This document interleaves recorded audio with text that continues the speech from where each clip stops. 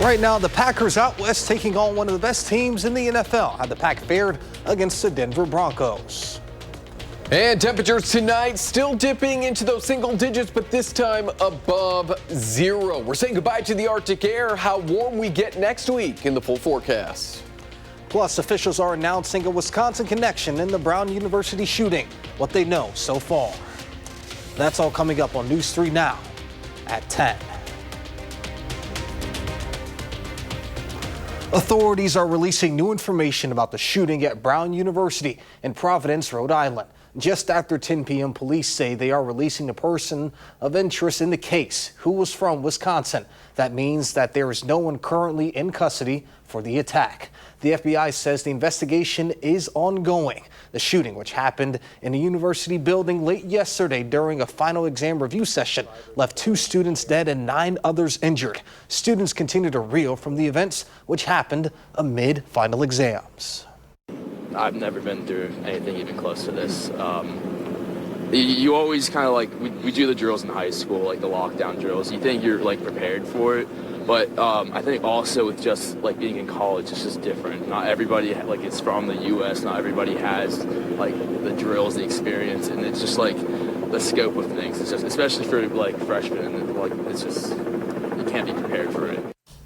Authorities are continuing to work to determine if the person responsible for Saturday's violence acted alone. In the meantime, Brown University officials are canceling classes and final exams for the remainder of the semester. And if you stepped outside, I sure hope you had your hat and your gloves on. Let's go ahead and see how much longer this cold is going to stick around. Well, certainly tonight, and it is still going to feel cold in your Monday, but we're saying goodbye to the Arctic air. We made it through these cold temperatures. It lasted the weekend, and now we're set to climb into the 20s and then further into the 30s as we head into tomorrow afternoon. We're going to be underneath mostly cloudy conditions this evening. It does once again feel like about 10 or so degrees below zero as we step out future track into the morning hours on Monday here. We are looking at a slightly warmer feeling day. It is still going to feel about 10 to 15 degrees, but our actual temperatures will be in the 20s, and our wind chill values are likely going to stay above zero as we go throughout the afternoon on Monday, but they will start off maybe just a few degrees below zero Monday morning. 30s and 40s in the extended forecast, as well as a rain-snow mix when both arrive coming up in the full forecast. All right, sounds good, Blaze. We'll see you then. Santa was also out in the cold tonight. Him and his sleigh were on the plaza at Hilldale taking pictures with pets. The professional photos serve as great portraits and gifts during the holiday season. But most importantly, the proceeds from the event tonight were for the Dane County Humane Society.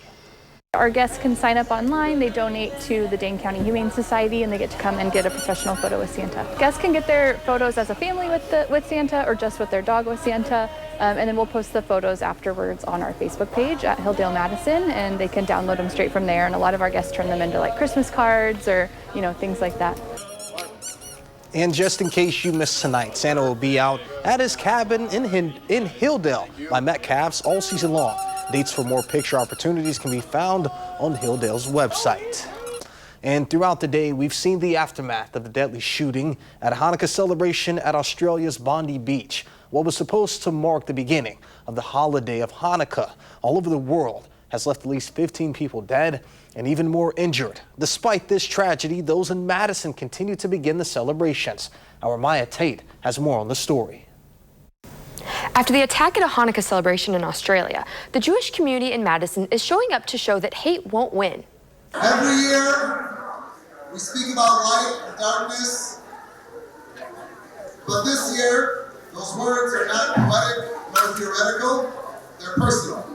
To celebrate the first night of Hanukkah, Chabad of Madison held their annual menorah lighting event at Hilldale. Usually a night of celebration and joy, there was an overwhelming sense of sadness following the events that took place in Australia. But there was also the sense of hope and resilience. In addition to members of the Jewish community, Wisconsin public figures like Governor Tony Evers and Dane County Sheriff Calvin Barrett were in attendance. Today, the lighting of the menorah is so special because the light isn't just about lighting up an area or a room, but it's about shining light and casting out out darkness, that is hate, intolerance, and bigotry. Hanukkah is about this message of spreading the light in your own homes to go beyond. Don't be scared of the darkness. A little bit of light dispels much darkness. Even with the tragedy the Jewish community faced, those at the event still made sure to celebrate the first night of Hanukkah how it's meant to be, with friends, family, and music. Overall, the lighting of the menorah for the first day of Hanukkah was about uplifting the community in times of darkness that we've been seeing. Maya Tate, News 3 Now. Maya, thank you. Chabad of Madison will continue to celebrate by lighting a candle on the menorah each day of Hanukkah at the display at Hilldale, ending the holiday at Westtown Mall for the 8th day. And that event was actually moved indoors today because of the cold temperatures as well. And if you're looking for a place to get warm, the Salvation Army has you in mind. In the Madison area, the Salvation Army of Dane County offers an emergency family shelter on Milwaukee Street and a single women's shelter on East Washington Avenue. And Porchlight offers a men's drop-in shelter on Zaire Road. For more information and on extreme weather resources near you, just visit 211 Wisconsin online. And to keep up with everything going on, you can track the forecast for yourself on the First Warn Weather app. It is hourly planners, road conditions, and even radar. You can download it for free in your phone's app store. Just search WISC Weather. And earlier, right here on News 3 Now, the Packers took on the Broncos out in Denver. A back-and-forth battle between two of the NFL's best, but the Pack would fall short 26-34. Sports anchor Kay Racine and Channel 3000 writer Jason Wilde would join us later for a full breakdown of that game. The Wisconsin Department of Agriculture, Trade and Consumer Protection says bird flu has been found in Dodge County in a dairy herd. This marks the first detection of bird flu in dairy cattle in the entire state. The DATCP says they're currently working to respond in coordination with federal agencies, including the USDA, the FDA, and the CDC. The affected farm has been quarantined, and cattle with symptoms will be separated for further treatment. Because of all the farm's products, they're pasteurized before entering the market. The USDA says there is no concern about any on sale from the affected cows. The CDC says the risk to human and our health from the virus is low. And in Wanakia, water main break has closed a portion of West Street between 7th and 8th Street. Officials there are currently managing the water flow and repairing the break. As a result, residents are being asked to avoid the area. The break should be fixed on Monday.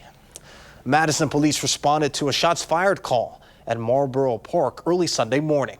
Officers were called to the area just after midnight, where they discovered 12 shell casings. There were no reports of injuries or damage, and no suspects have been located at this time. We'll continue to keep you updated both on air and online as we gather more information. Coming up next on News 3 Now at 10, Blaze returns with more on the bitter cold. And a mass shooting in Australia leaves over 10 people dead. The motive next. Plus, a vote over the ACA is upon us. What the president has to say after the break.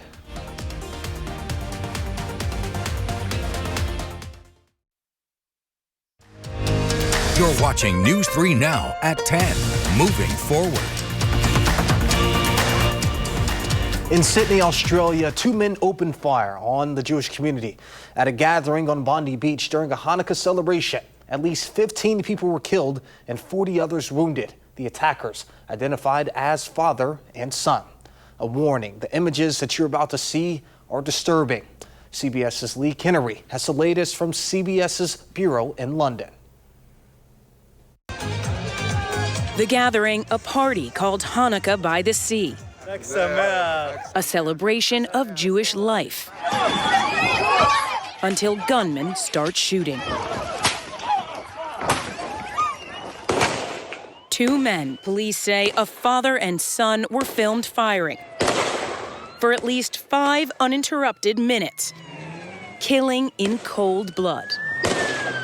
Incredibly, one attacker is tackled by a member of the public, grabbing hold of his weapon and turning it on him until he backs away. But shots kept coming, ringing out on Australia's famous Bondi Beach. It emptied out in a matter of minutes. But it was this, the Hanukkah party, just a few yards from the gunman, that became a murder scene. And I just saw an older lady get shot, and she was on the floor. So an older guy get shot, very badly injured on the left-hand side, and I just saw a bunch of people screaming, run towards me. I didn't know what was going on. The suspects were stopped by Australian police. A final shootout captured on drone camera.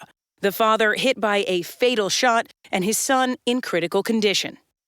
And Australia is a nation in mourning. Which should be a day of joy, a celebration of faith.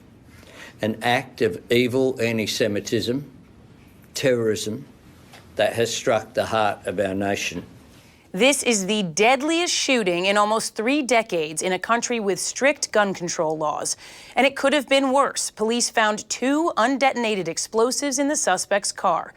Among the dead, police say the oldest victim was 87 and the youngest was just 10 years old.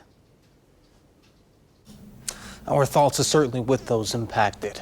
In other news, the majority of Americans are disapproving of President Donald Trump and his administration's policies. A new poll from NBC News and SurveyMonkey finds Trump's approval rating at 42%, with a disapproval rate of 58%. 27% of those polled said the economy is their top concern, with 53% saying they trust Democrats more to handle rising prices. The survey found that 71% disapprove of the Trump admin's handling of the Epstein files. Trump also seems to be losing support from MAGA Republicans, dropping from a 79% strong approval rating in April to 70% as of right now. And President Trump spoke about the horrific violence at Brown University, as well as the violence that we just saw in Australia. Near the White House, thousands gathered for the lighting of the national menorah amid rising anti-Semitic violence worldwide. CBS's Willie James Inman is there with more on what the president had to say and what's ahead this week on Capitol Hill. President Trump today condemned Australia's deadliest shooting in nearly 3 decades amid rising anti-Semitic violence. And I think today we can first say loudly, we celebrate Hanukkah because that was such a horrible attack. That was a purely anti-Semitic attack. The president also spoke about the attack at Brown University. To the 9 injured, get well fast, and to the families of those 2 that are no longer with us, I pay my deepest regards and respects from the United States of America. On Capitol Hill this week, a healthcare crunch. On January 1st, millions of Americans face much higher costs if Congress doesn't act to extend subsidies by the new year. The House votes on a GOP plan this week that would allow small businesses to join together to purchase insurance for employees. It does not extend Affordable Care Act subsidies. Democrats call it deeply unserious. Dueling Senate proposals failed to advance last week. On Sunday's Face the Nation, Republican Senator Bill Cassidy said a bipartisan compromise can be reached. I think there's a deal to be had here. We need to push for that deal. ACA recipients have until tomorrow to choose their health insurance for next year. And with no plan in sight to extend those key subsidies, recipients could see their premiums rise 114% in January. Willie James Inman, CBS News, the White House. Certainly something that we'll keep an eye on, especially pertaining to our state. But for now, let's go ahead and get a look at your first one forecast. Blaze? And it is going to be warmer from here on out. We made it through the coldest days since February of this year. And from here through probably the start of 2026, we will stay in those double digits, possibly warmer than average and mild, even beyond Christmas. Monday, in the 20s, a bit breezy at times. Southwesterly winds will cause a bit of a wind chill in the morning hours, but at least it's just a few degrees below zero and not 20 or 30 degrees below zero like what we are waking up to this morning. As we head into the afternoon, again, those southwesterly winds still sticking with us. Temperatures climbing into those 20s, but even out of the southwest, those breezy winds will cause a bit of a wind chill. It'll feel about 5 or so degrees cooler than the actual air temperatures. Underneath mostly cloudy conditions at times and some peaks of sunshine, we're looking at temperatures to rebound out of the single digits into those low to mid 20s. As we look ahead into the rest of the first half of the week, it is going to be breezy but warmer on Monday. Tuesday, a system looks to move through parts of southern Canada. A front will move its way through parts of Wisconsin and the rest of the Midwest, bringing with it a chance for an isolated wintry mix shower, say later Tuesday afternoon into the early evening hours. And then our next big system looks to move in as we head into Wednesday night, really impacting us as we head into Thursday. This is a much more organized system that will make its way through parts of the Midwest as we head Wednesday into Thursday. Temperatures hanging out in those mid-30s means it's probably going to be once again another round of a rain-snow mix, turning back over to snow as temperatures drop Thursday night into Friday. But certainly the best chance for precipitation is going to be Wednesday night into the first half of Thursday. So let's take a look at what may happen. What it looks like consistently is that we're likely going to be hit with that rain-snow mix early Thursday into probably the first half through the late morning into the early afternoon. We briefly dry out. Temperatures will start to cool on down as we head from really the midnight hour onward, and that means any remaining precipitation into the second half of Thursday is going to be more of that snow. However, because that low pressure system center is going to be further to our north and east, northern Wisconsin likely is going to take the brunt of the actual heavy snow accumulations, and we're going to probably only make off with about an inch at best. So if you're hoping for a white Christmas because there's Santa waving as he comes into town that following Wednesday, because that is Christmas Eve, I don't know. I really am hoping, because my mom loves a white Christmas, but I think we're going to do a lot of melting, and I don't see any new snow in the forecast. Yes, so if I had to guess, I think it's going to be a brown Christmas. I would love to be pleasantly surprised. All righty, well, fingers crossed, Blaze. Speaking of pleasantly surprised, what about tonight's outcome for the Packers? What's coming up? Yeah, definitely. Coming up next in sports, how the Packers are looking toward the end of the regular season. That and more next on News 3 Now.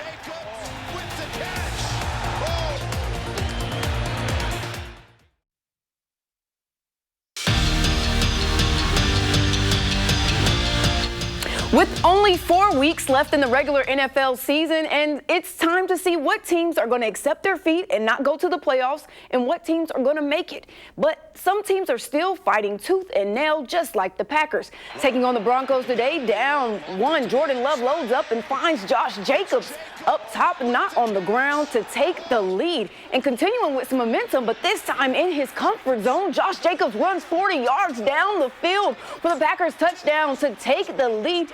But the Broncos wanted all the smoke, and Bo Nix gets one to Troy Franklin, and the Packers just struggle on both sides with the loss of Micah Parsons and Christian Watson, and the Broncos would score again. And the Packers lose this one 34-26. For more on this Packers loss, here's senior Packers writer Jason Wilde. The Packers lose to the Denver Broncos today 34-26 in Denver, but they lose a lot more than a football game. They lose Micah Parsons, their star edge rusher, to a serious left knee injury. He sustained it with 55 seconds left in the third quarter, and the Packers believe and fear that it is a torn ACL in Micah Parsons' left knee. He would become the second key player on this team to suffer a torn ACL this season. The Packers lost their star tight end, Tucker Kraft, to the same injury in his right knee on November 2nd against the Carolina Panthers.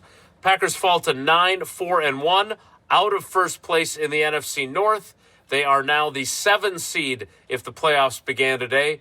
Matt LaFleur trying to keep his locker room together, and quarterback Jordan Love trying to keep his locker room positive in the face of major adversity. It always is pretty, I would say, somber. It means a lot to these guys. There's a lot of time invested into it, and it should hurt. I mean, why are we doing this if it doesn't hurt? So, but obviously these guys, like I said, they're a tight, connected group, and when they see one of their brothers go down, I mean, nobody wants that in this game, whether it's your own teammate or it's the opposition. You hate to see injuries. You know, I think there's still so much more out in front of us that, you know, it's just that mindset where we just got to stay together and, you know, go into this next week, big game against the Bears in Chicago. So, you know, everybody be ready for that, but we just got to get back to work and prepare this week and, you know, get our bodies back. But we've been here before in these tough games where you just got to stay together and keep going. The Packers also lost 3 other starters to injury today. They lost Christian Watson, their star wide receiver, to a chest injury. They lost Zach Tom, their starting right tackle, to a knee injury, and they lost safety Evan Williams to a knee injury. Now, Matt LaFleur said after the game that Zach Tom's knee injury and Evan Williams' knee injury are not considered long-term, but they could miss multiple weeks with those injuries. And Christian Watson's chest injury, he is traveling home with the team to Green Bay after going to a Denver area hospital to be examined. We'll have full coverage of all the injuries and everything else, Packers, on our website, channel3000.com. While you're there, make sure you sign up for the Packers newsletter, which will deliver that coverage directly to your inbox every single day. In Green Bay, Jason Wilde, channel3000.com. Thanks, Jason. The last time the Bucks played the Nets, they won, and Giannis was out on the floor, but he has been out still due to his calf injury, and the matchup looked a little different. The Bucks trailing the vet Booby Fortis off the glass for trying to create some synergy for the Bucks. The 00 Sims slams one in, but that wouldn't put a dent in the score. The Bucks would lose this one big, 127 to 82. Skill developers to recognize what it was. It's a great, and Giannis, you know, when he came here and started doing it when I first got here 11, 12 years ago. I was so confused. That's why I was like, hey, you didn't hear me?